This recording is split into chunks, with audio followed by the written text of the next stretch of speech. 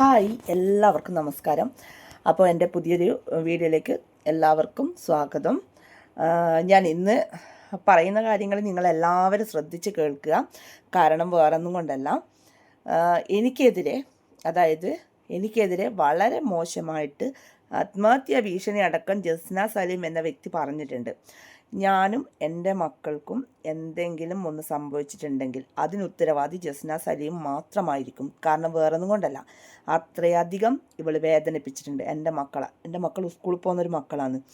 അപ്പോൾ ഞാൻ രാഷ്ട്രീയ ബേസിലാണ് എൻ്റെ മക്കളെ ഫോട്ടോസോ കാര്യങ്ങളോ ഒന്നും തന്നെ ഞാൻ ഇടാത്തത്. വേറൊന്നും കൊണ്ടല്ല, എല്ലാവർക്കും ശത്രുതയും കാര്യങ്ങളൊക്കെയാണ്. ഇവളൊരു വലിയ സെലിബ്രിറ്റി അല്ലേ, ഇവളെന്തുകൊണ്ട് ഇടുന്നില്ല?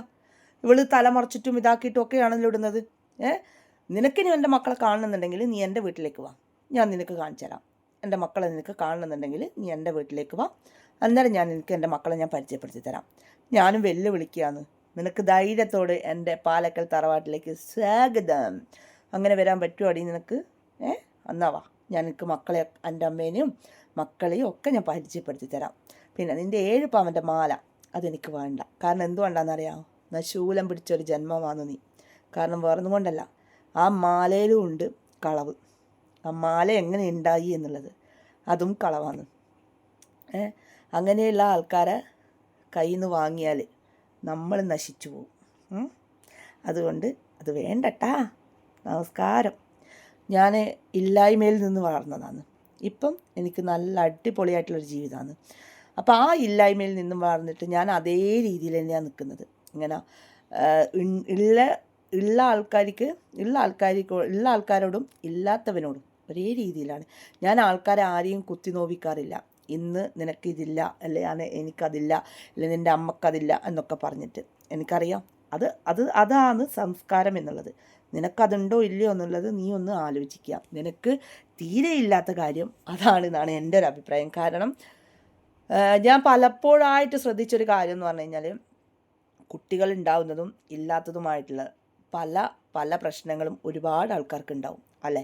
നീ ആ പ്രിയേനെ പറഞ്ഞ കാര്യങ്ങൾ തന്നെ ആലോചിച്ചാൽ മതി എന്താണെന്നുള്ളത്. മച്ചി എന്ന് വിളിക്കാൻ ഒരാൾക്കും അവകാശമില്ലടി. നിൻ്റെ മക്കൾ നാളെ ഇല്ലാണ്ടായി പോയി കഴിഞ്ഞാൽ നീ എന്താ ചെയ്യുക? നീ ഒരു സുപ്രഭാതത്തിൽ ആരും ഇല്ലാത്തവളായില്ലേ?